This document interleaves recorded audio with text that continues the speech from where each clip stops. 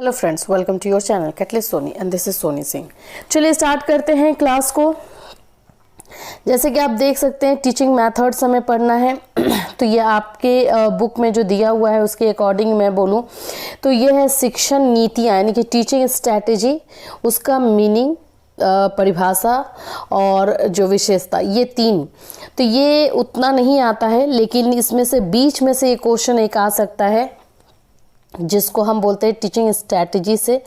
Teaching strategy से question कभी कभी आता है कि ये टीचिंग स्ट्रैटेजी होता क्या है, लेकिन इतना मैं बोलूँगी कि ये टीचिंग स्ट्रैटेजी आता भी है तो ये आप लोगों का जो है ऑप्शन में रहता है, बिना ऑप्शन के नहीं रहता है। आइए देखते हैं टीचिंग स्ट्रैटेजी है क्या।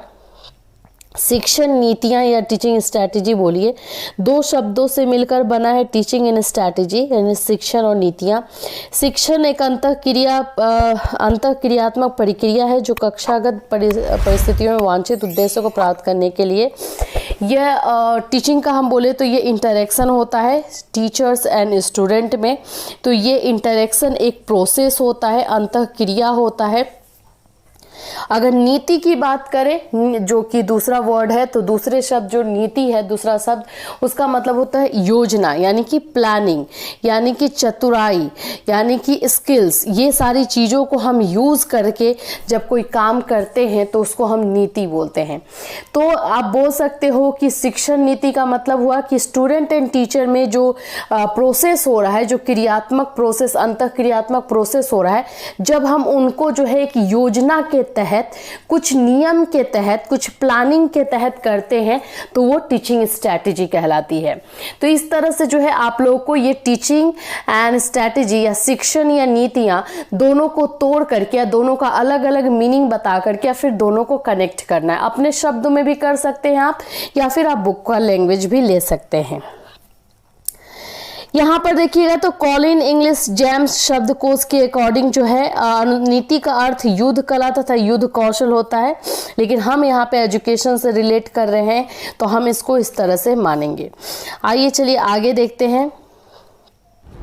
अब इसकी परिभाषाओं पे जाएंगे कि इसकी एक्चुअली में परिभाषा जो है वो क्या है।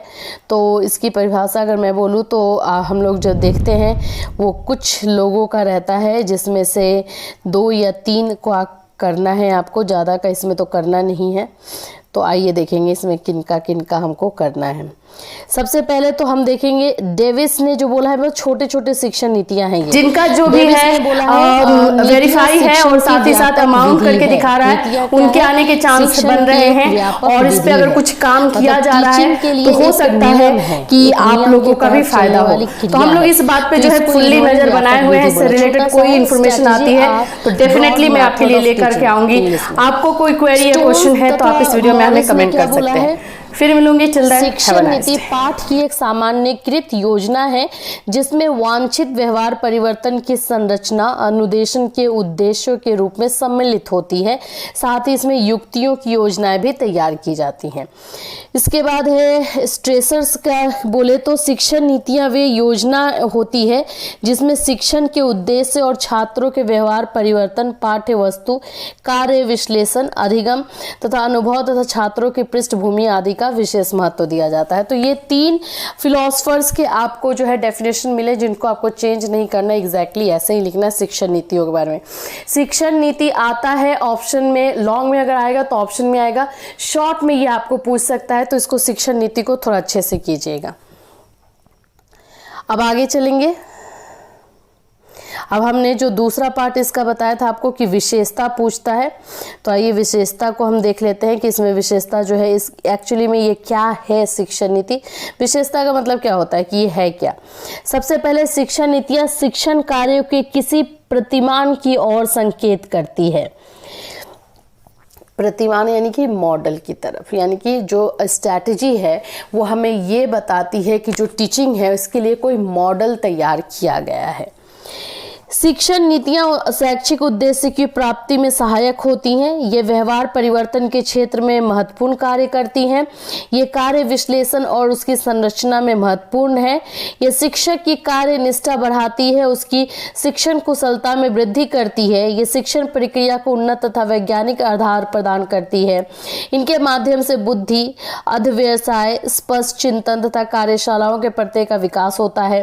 शिक्षण नीतियों में शिक्षा दर्शन, अधिगम सिद्धांत, पृष्ठपोषण आदि तत्व निहित रहते हैं। यह शिक्षण प्रक्रिया को क्रमबद्ध तथा सार्थक बनाती है। ये शिक्षण नीतियां शिक्षक के नियंत्रण में रहती है और आवश्यकता अनुसार उनमें परिवर्तन कर लेती है। तो ये विशेषताएं हुई किसकी? शिक्षण नीतियों की, जो कि हमने अभी किया। इसमें अगर हम शिक्षण नीति को फॉलो करते हैं तो हमें ये सारी चीज़ें जो है मिलती है देखने को। अब हम आगे बढ़ेंगे। यहाँ पर आप देख रहे होंगे शिक्षण नीतियाँ और शिक्षण विधि। बोलते हैं ना कि टीचिंग स्ट्रैटेजी और टीचिंग मेथड। टीचिंग मेथड क्या होता है, टीचिंग स्ट्रैटेजी क्या होता है? देखिए, मैं बिना बुकीज में जाए आप लोग को एक बात बता दूँ। टीचिंग स्ट्रैटेजी का मतलब होता है हम प्लान जो करते हैं, जो नीति अपनाते हैं, जो हम योजना बनाते हैं, वो होता है। मेथड क्या होता है? उस योजना में हम किस हथियार से लड़ने वाले हैं। बात को ध्यान से देखिएगा। एक हमने युद्ध की प्लानिंग की, ठीक है, उस प्लानिंग में हम किस हथियार से लड़ेंगे वो मेथड होता है। तो वो प्लानिंग के तहत ही आता है, इतना याद रखिएगा। तो मेथड का मतलब हुआ हथियार। चलिए आगे हम इसमें थोड़ा देख लेते हैं। टीचिंग नीतियों का चयन उद्देश्य के आधार पर किया जाता है और शिक्षण विधियों के चयन में पाठ्य वस्तु की प्रकृति पर ध्यान दिया जाता है। शिक्षण नीतियों में व्यवहार और संबंधों का स्थान महत्वपूर्ण है और इनमें पाठ्य वस्तु तथा प्रस्तुतिकरण महत्वपूर्ण माना जाता है। मतलब इसमें जो है, जो स्ट्रैटेजी है हम जो बनाते हैं वो पूरे चीज़ों के लिए बनाते हैं, राइट। मतलब हम एग्जैक्टली टीचिंग के लिए बना रहे हैं। और जो हम मेथड यूज़ करते हैं वो पर्टिकुलर टॉपिक वाइज होता है। मान लीजिए कि हमने मैथ्स के लिए प्लानिंग किया कि हमें मैथ्स कैसे पढ़ाना है, लेकिन मैथ्स में हमें जो है अलजेब्रा कैसे पढ़ाना है, अलजेब्रा में कौन सा मेथड यूज़ कर, मेथड चेंज हो जाएगा। अलजेब्रा के लिए हम मेथड अलग यूज़ करेंगे। डेटा हैंडलिंग अगर पढ़ाएंगे तो उसके लिए हम मेथड अलग यूज़ करेंगे। तो मेथड जो है कंटेंट के अनुसार या फिर बोले कि टॉपिक के अनुसार चेंज होता है। और ये हमारा जो टीचिंग स्ट्रैटेजी बनता है, जो टीचिंग नीति जिसको हम बोलते हैं बनता है, वो हमारे पूरा कंटेंट को लेकर के या फिर हमारे बोल सकते हैं कि पूरे सब्जेक्ट को लेकर के, टीचिंग को लेकर के बनता है। शिक्षण नीतियां शिक्षण को विज्ञान के रूप में मानती हैं, शिक्षण विधियां शिक्षण को कला के रूप में मानती है। क्योंकि आपको मेथड यूज करना है। मेथड आप तभी यूज कर पाएंगे जब उसका यूज करना आपको पता हो। ये आर्ट है और ये साइंस है। शिक्षण नीतियों का मुख्य कार्य उपयुक्त सीखने की परिस्थितियां उत्पन्न करना है और शिक्षण विधियों का मुख्य कार्य पाठ के प्रस्तुतिकरण से अधिक प्रभावशाली बनाना होता है। शिक्षण नीतियों के मूल्यांकन का मापदंड उद्देश्य की प्राप्ति होता है और इसमें जो है मूल्यांकन पाठ्य वस्तु पर अधिकार प्राप्त करना होता है। इसमें सूक्ष्म उपागम यानी माइक्रो टीचिंग का अनुसरण किया जाता है। इसमें स्थूल उपागम यानी मैक्रो टीचिंग यानी कि स्कूल में, क्लास में जो आप पढ़ा रहे हो वो होता है। यह मॉडर्न ह्यूमन ऑर्गेनाइजेशन थ्योरी का उपहार है और यह क्लासिकल ह्यूमन ऑर्गेनाइजेशन थ्योरी की देन है। तो ये पूरा आप लोगों को हुआ teaching strategy and teaching method. अगर ये पूछता है तो आप लोग इसको अपने तरीके से कर सकते हो। अभी तक आप लोगों को आई होप कि अंतर और दोनों क्या है ये समझ में आ गया है। चलिए अब हम दूसरे में जाते हैं।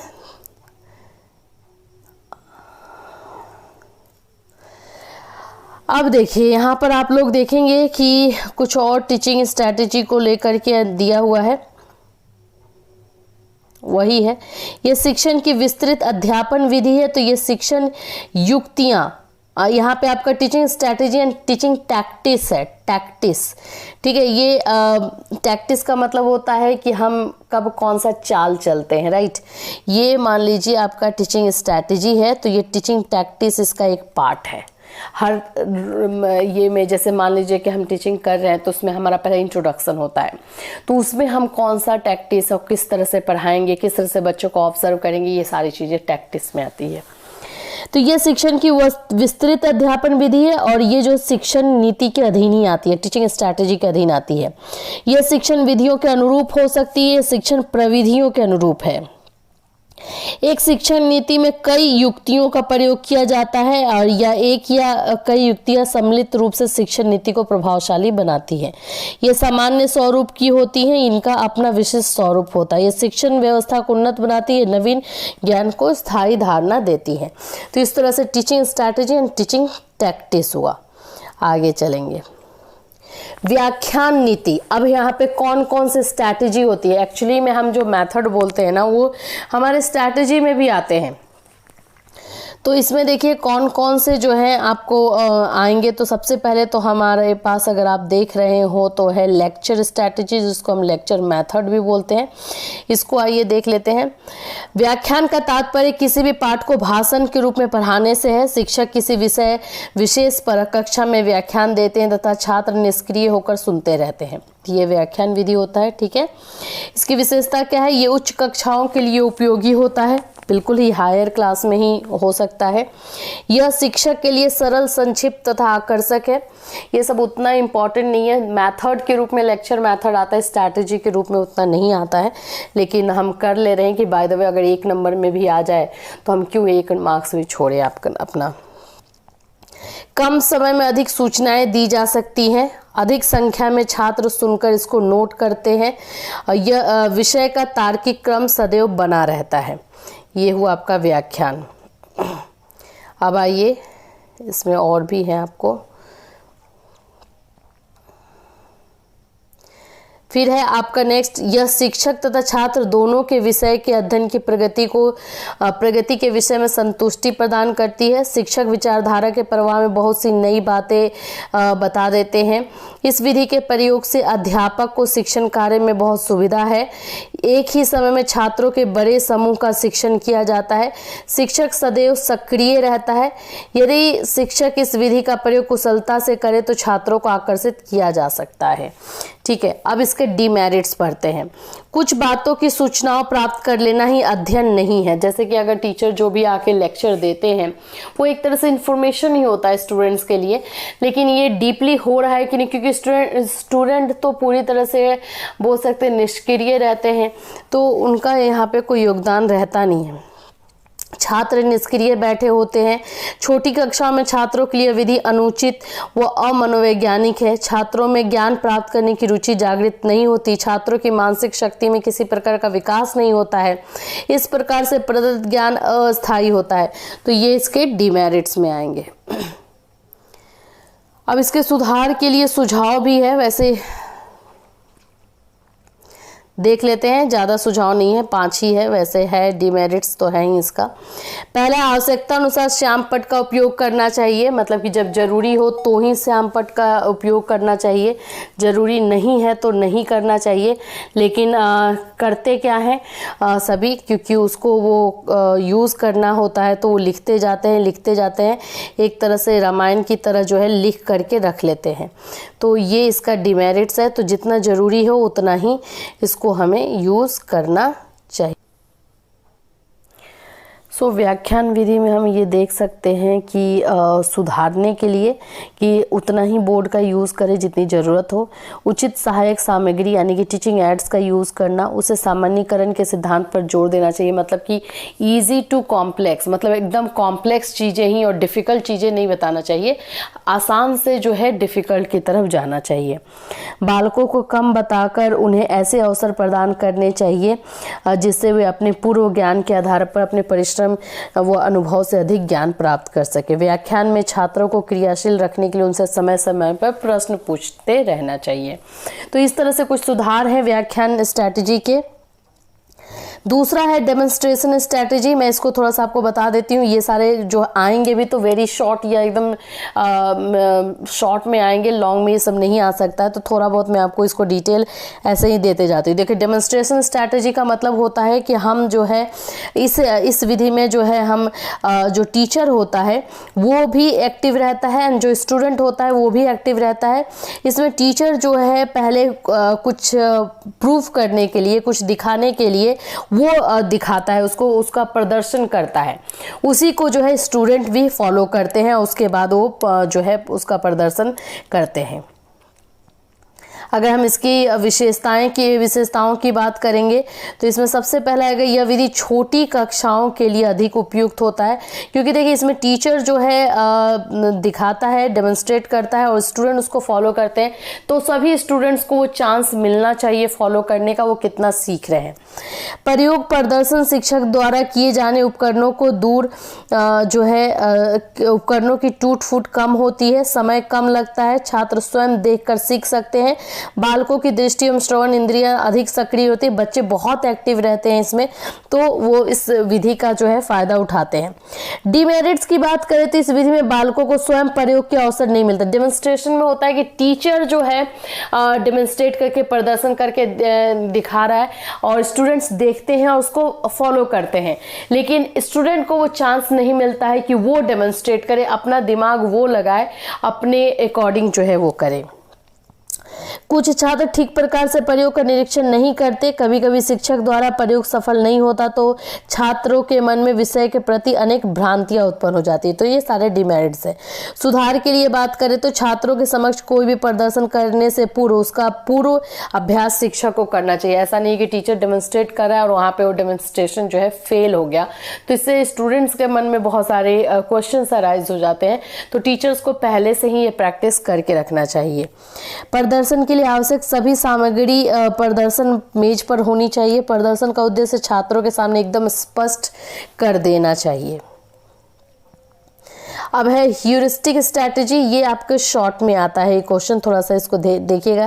वैसे डिफिकल्ट नहीं है, बस मीनिंग समझना जरूरी है।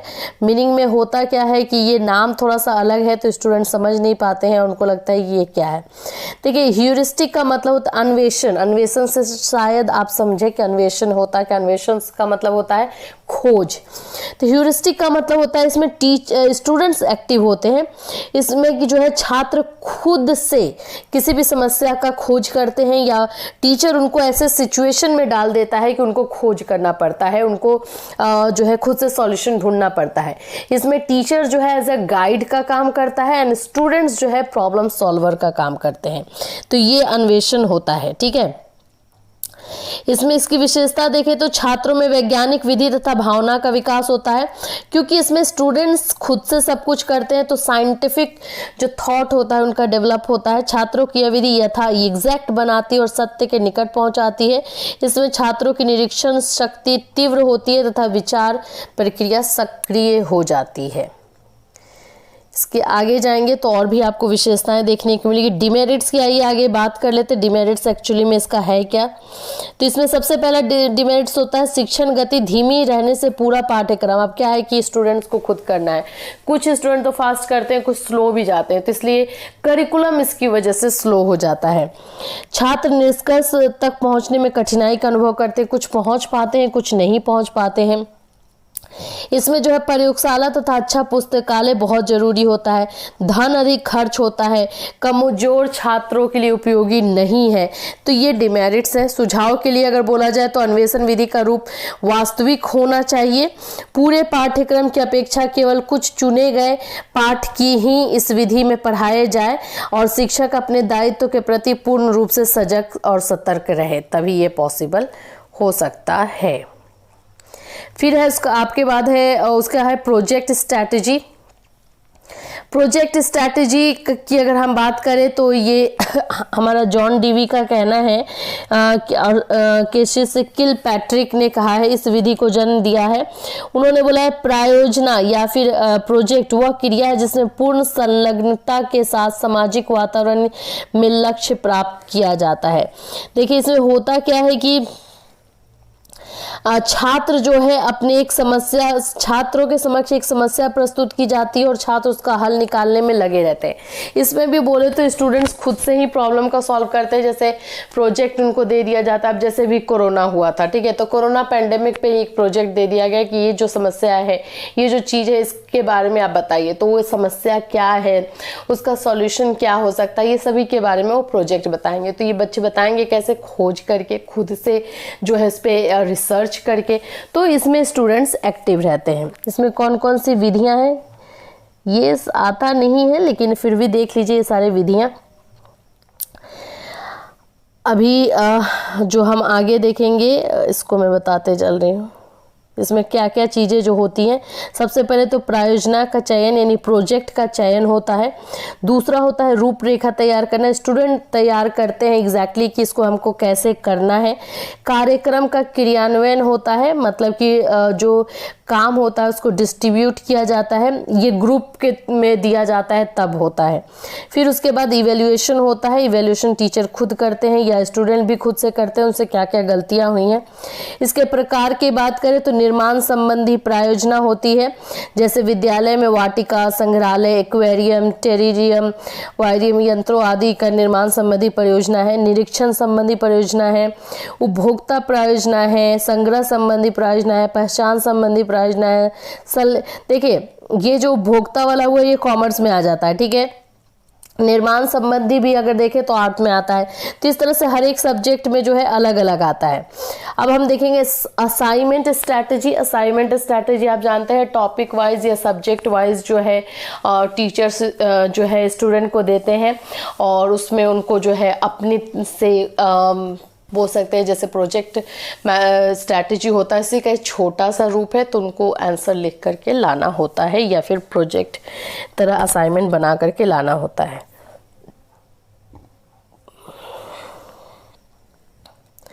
इसमें जो है आपका विशेषता क्या है, तो प्रत्येक छात्र, इसमें जो है प्रत्येक छात्र अपनी सामर्थ्य के अनुकूल कार्य करता है। शिक्षक को पर्याप्त मार्गदर्शन करना पड़ता है। छात्रों को स्वयं कार्य करने की आदत पड़ती है। छात्र अपने उत्तरदायित्व को पूरा करने की आदत विकसित करते हैं। ये जस्ट लाइक होमवर्क ही होता है असाइनमेंट। अब इसको होमवर्क की तरह देख सकते हैं, लेकिन एक पर्टिकुलर टॉपिक या पर्टिकुलर चैप्टर खत्म होने के बाद जो है टीचर देते हैं, ताकि उनको ये समझ में आए कि बच्चों को समझ में कितना आया है, किसको कितना समझ में आया है और कौन इसको किस तरह से प्रेजेंट अपने तरीके से करता है।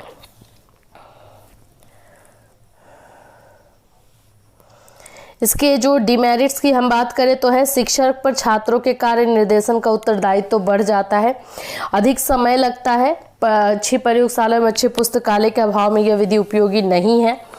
प्रत्येक दिन अगर हम सुझाव बोले तो प्रत्येक दिन दत्त कार्य न दिया जाए। हाँ, ये जो मैं बोल रही ना कि होमवर्क जो है हम डेली देते हैं, लेकिन असाइनमेंट डेली देने वाला नहीं होता है। ये आपका एक पर्टिकुलर टॉपिक या चैप्टर खत्म होने के बाद दिया जाता है, ताकि स्टूडेंट्स को आप एक छोटे से ये में इवेल्युएट कर पाए कौन कितना सीखा है, इसलिए किया जाता है। अब हमारा है प्रॉब्लम सॉल्विंग स्ट्रैटेजी, जिसको हम समस्या समाधान नीति भी कहते हैं। ये क्या है, तो इसमें जैसा कि नाम है, इसमें होता क्या है कि स्टूडेंट्स को जो है समस्या के अंदर डाल दिया जाता है और वो उसका जो है सॉल्यूशन निकालते हैं। समस्या समाधान विधि का जन्म प्रयोजनवाद के फलस्वरूप हुआ। इसमें छात्र अपने पाठ से संबंधित समस्याओं छात्रों के सम्मुख प्रस्तुत करता है और छात्र अपनी रुचि और क्षमता के अनुसार उनके समाधान में लग जाता है। इस विधि में समस्या छात्रों के समक्ष स्पष्ट शब्दों में रखी जानी चाहिए तथा उनके अधिगम अनुभवों पर आधारित होनी चाहिए। स्टूडेंट्स को खुद ही समस्या भी दी जाती है और उसका सॉल्यूशन भी स्टूडेंट ही ढूंढते हैं। तो ये होता है प्रॉब्लम सॉल्विंग मेथड या स्ट्रैटेजी। इसमें होता क्या क्या है, इसमें कौन कौन से पार्ट या एलिमेंट्स होते हैं। सबसे पहले होता है समस्या का चयन। इसमें क्या होता है, उनको खुद ही अपना प्रॉब्लम जो है चूज करना पड़ता है, फिर उसको कैसे प्रेजेंट करें, फिर कैसे पॉइंट्स जो है इकट्ठा करें, फिर कैसे इसका जो है परिकल्पना का निर्माण करें, कैसे इसको करना है, सेट करना, प्रेजेंटेशन कैसा होना चाहिए, फिर सॉल्यूशन निकालना है, फिर इसका इवैल्यूएशन करना है। ये सारी चीज़ें जो है बच्चों को करनी पड़ती हैं। इसमें है क्या, इसकी विशेषताओं की अगर हम बात करें तो इसमें है छात्र को खुद ही समस्याओं भी ढूंढना होता है और उसका हल निकालना पड़ता है। निरीक्षण तर्क शक्ति का विकास होता है। वे जो है नया काम करने में जो है नए काम को पुराने काम से जोड़ते हैं और उससे सीखते हैं। लर्निंग बाय डूइंग पर ये आधारित है ये क्रिया। इसमें अगर हम बोले तो डिमेरिट्स में है यह समय और शक्ति का अपव्यय होता है। इस विधि में निष्कर्ष के गलत होने का भी भ्रम बना रह सकता है, क्योंकि बच्चे खुद से करते हैं तो हो सकता है कि कुछ बच्चे जो कंक्लूजन निकाल कर लाएं वो गलत हो सकता है। यह विधि छोटी कक्षाओं में उपयोगी नहीं है। इस विधि के प्रयोग के लिए योग्य शिक्षक की आवश्यकता होती है ताकि वो सही मार्गदर्शन दे पाए। अब है वार्तालाप नीति यानी डिस्कशन स्ट्रैटेजी। डिस्कशन स्ट्रैटेजी में क्या है, देखिए इसमें कौन कौन सी चीजें होती है, किस तरह से डिस्कशन होता है। इसमें 3 तरह का डिस्कशन जो आता है। एक तो होता है फॉर्मल, जो कि ऑफिशियल लेवल पे डिस्कशन होता है, जो ग्रुप डिस्कशन आप सुने भी होंगे कि जब इंटरव्यू के लिए जाते हैं तो उसमें ग्रुप डिस्कशन भी एक पार्ट होता है। तो ये ऑफिशियल हुआ यानी फॉर्मल हुआ। इनफॉर्मल क्या होता है कि जब हम अपने घर में ही बैठे हुए हैं, फैमिली में बैठे हैं या फिर अपने दोस्तों के साथ बैठे हैं तो वहां पे डिस्कशन होता है। किसी टॉपिक पे हर किसी के विचार अलग हो सकते हैं तो डिस्कशन होता है। फिर उसके बाद तीसरा जो होता है स्ट्रक्चर्ड होता है, संरचनाकृत होता है, जिसको हम 3 पार्ट में बांटते हैं। पहला होता है बज सेशन, दूसरा होता है सार्थक संरचनात्मक सामान्य वार्तालाप और तीसरा होता है शिक्षण बिंदुओं पर सामूहिक वार्तालाप। ये जो क्लास में करवाया जाता है ग्रुप डिस्कशन वो होता है। संरचनात्मक से आप समझ ही रहे होंगे कि स्ट्रक्चर्ड होता है, प्लानिंग के तहत होता है। अब ये जो मैंने आपको बताया कि औपचारिक होता क्या है वो सारी चीजें यहाँ पे दी हुई हैं, आप इसको देख लीजिएगा। मैं इसलिए ये सब को इतना डिटेल में नहीं कर रही हूँ क्योंकि इतना इम्पॉर्टेंट नहीं है, लेकिन समझने में भी डिफिकल्ट नहीं है, आप पढ़ करके समझ सकते हो इसको। और इसमें जो वेरी वेरी इंपॉर्टेंट आएगा वो मैं आपको बताऊंगी भी। चलिए, औपचारिक वार्तालाप भी दिया हुआ है, ठीक है, ये सारा देख लीजिएगा। वार्तालाप की सीमाएं हैं, वार्तालाप के सुझाव हैं। ये आइए, मैं इसी को ढूंढ ही रही थी। ये जो है आप लोगों का वेरी शॉर्ट में आएगा या फिर नोट्स लिखने में आएगा ये क्वेश्चन। इसका नाम है ब्रेन स्टॉर्मिंग। इसको बोलते हैं ब्रेन स्टॉर्मिंग स्ट्रैटेजी। ये क्या होता है? मस्तिष्क विप्लव नीति, जैसा कि नाम से विदित है, यह एक ऐसी नीति है जिसमें साधन प्रयोग किए जाते हैं जो छात्रों के मस्तिष्क में ज्ञान प्राप्ति तथा चिंतन के प्रति हलचल मचा देते हैं। इसमें होता क्या है, विप्लव बोलिए, स्टॉर्मिंग बोलिए, कि बच्चों के दिमाग में जो है तूफान जैसा मच जाए। तो ये कैसे होता है? इसमें क्या होता है कि हम बच्चों के सामने एक ऐसे समस्याएं रख देते हैं जिसका हल उनको ढूंढने के लिए अपनी सभी तरह के रीजनिंग एबिलिटी यानी कि जो सोचने की क्षमता होती है, जो तार्किक क्षमता होती है, जो लॉजिकल एबिलिटी होती है, सबका उनको यूज करना पड़ता है। वो होता है ब्रेन स्टॉर्मिंग, यानी कि उनका दिमाग पूरी तरह से हिल जाता है। इसमें छात्रों के समक्ष एक समस्या प्रस्तुत की जाती है। इसमें छात्रों को ये याद रखिएगा, प्रॉब्लम सॉल्विंग में वो खुद से समस्या को चूज करते हैं, लेकिन इसमें आप उनको चुनने का अवसर नहीं मिलता है। इसमें खुद से हम डिसाइड करके देते हैं कि ये प्रॉब्लम को आपको सॉल्व करना है, तो इसीलिए थोड़ा सा ये डिफिकल्ट होता है। शिक्षक सभी विचारों को श्यामपट्ट पर लिखता है। अब क्या है, देखिए, समस्या प्रस्तुत की जाती है जिस पर सभी छात्र स्वतंत्रतापूर्वक विचार करते हैं, वार्तालाप तथा वाद विवाद करते हैं, और उसके बाद शिक्षक सभी विचारों को श्यामपट्ट पर लिखता चला जाता है। वाद विवाद और चिंतन तथा वार्तालाप करते करते एक ऐसा बिंदु या अवस्था आ जाती है जब छात्र एकदम समस्या को हल कर देते हैं। ये होता है ब्रेन स्टॉर्मिंग। ये इम्पॉर्टेंट है, मैं जो इम्पॉर्टेंट है मैं बताऊंगी, ये इम्पॉर्टेंट है, इसको अच्छे से कीजिएगा। यह शैक्षिक और मनोवैज्ञानिक सिद्धांतों पर आधारित है। यह भावात्मक तथा ज्ञानात्मक पक्षों के उच्च उद्देश्यों की प्राप्ति में सहायक सिद्ध होती है। छात्रों को चिंतन तथा समस्या समाधान करने के क्षेत्र में उत्साहित करती है। छात्रों की सृजनात्मकता क्षमताओं का प्रयोग होता है या उसका विकास होता है, मतलब क्रिएटिविटी बढ़ती है। और सामूहिक चिंतन तथा वार्तालाप इस विधि में अधिक मूल्यवान विचार प्रदान करते हैं। यह छात्रों को स्वतंत्रतापूर्वक सोचने के लिए प्रेरित करती है।